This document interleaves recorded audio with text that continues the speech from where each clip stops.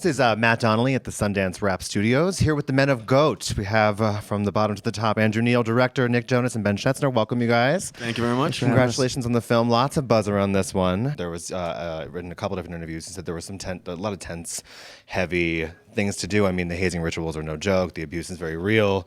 Was there anything you wouldn't do? Any place you wouldn't go in service of the script? I mean, there were certain things that we did that were a lot more difficult than other things. You never felt like you couldn't, say, hey, wait a second, let me think about this. But I don't think we ever came to that bridge going into it. We had I a think safe word. We did have What a was safe your word. safe word? It was pineapple. Yeah. I don't know who came up with that, but and it got called a couple times. Once, There was a twice, couple yeah. pineapples. Yeah. Yeah.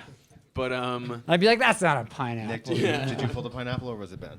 I was more the hazer for part of this. And I had already pledged fraternity. I'm in the fraternity when we get to that part of the story. And then my character goes through a journey where he kind of opens his eyes and really grows, from the whole experience and sees that there's more to it than he initially thought. Is there any female representation in the movie in terms of story? That was a big joke. I mean, kind of no. I mean, it's really Virginia Gardner's in a scene in the beginning, and really that's basically it. I mean, there's a couple other really small moments, but I mean that's the thing. The movie really is a version of Lord of the Flies in a lot of ways. So it's about the fact that men are stuck together in this claustrophobic space, and I think that was sort of the point. But yeah, it was like a joke on set because it was like to say it was a sausage fest would be a major understatement.